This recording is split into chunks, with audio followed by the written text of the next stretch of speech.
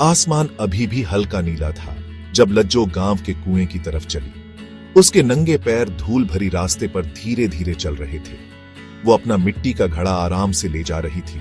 उसके कदमों की लय उसके दिल में गूंजती हुई धुन की तरह थी। कुआं उनके छोटे से गांव का दिल था। यहीं कहानियां सुनाई जाती थी, हंसी गूंजती थी और जिंदगियां आपस में जुड़ती थीं। जैसे ही लज्जो कुएं पर पहुंची, उसने एक जाना पहचाना चेहरा वहां पहले से ही देखा। एक बूढ़ा आदमी उसकी पीठ उम्र के बोझ से झुकी हुई थी, पानी खींचने के लिए संघर्ष कर रहा था।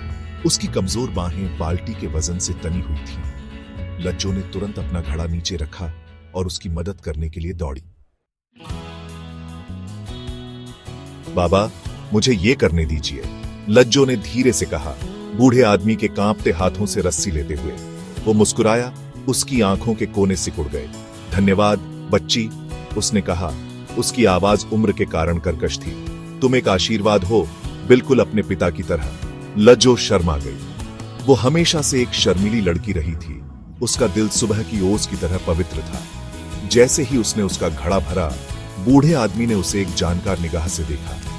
उसके पास कुछ महत्वपूर्ण बात करने के लिए थी, कुछ ऐसा जो लज्जो की जिंदगी हमेशा के लिए बदल सकता था।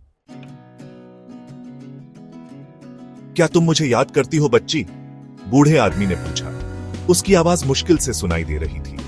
लज्जो ने उसे ध्यान से देखा। उसका चेहरा समय की रेखाओं से भरा था, लेकिन वो उसकी आंखों में एक परिचित चमक देख सकती थी। आप हरि काका हैं, पड़ोस के गांव से, है ना? उसने झिझकते हुए पूछा। बूढ़ा आदमी मुस्कुराया। हाँ बच्ची, हम कई सालों से नहीं मिले हैं। तुम्हारे पिता और मैं बचपन के दोस्त थे। वे कुएं के पास बैठ गए। बूढ़ा आदमी अपने मिट्टी के घड़े से पानी पी रहा था और लज्जो ध्यान से सुन रही थी। उसने उसके पिता के बारे में बताया, उनके संघर्षों, उनके बलिदानों के बारे में। लज्जो के परिवार के लिए समय कठिन था। उसका पिता एक किसान, गुजारा करने के लिए अथक परिश्रम करता था। फसल खराब हुई थी और कर्ज बढ़ रहा था। हरिकाका के पास एक प्रस्ताव था, एक ऐसा प्रस्ताव जो उसे विश्वास था कि लज्जो के भविष्य को सुरक्षित करेगा। उसने अपने बेटे के बारे में बताया, एक मेहनती और दयालु युवक जो एक पत्नी की तलाश में था।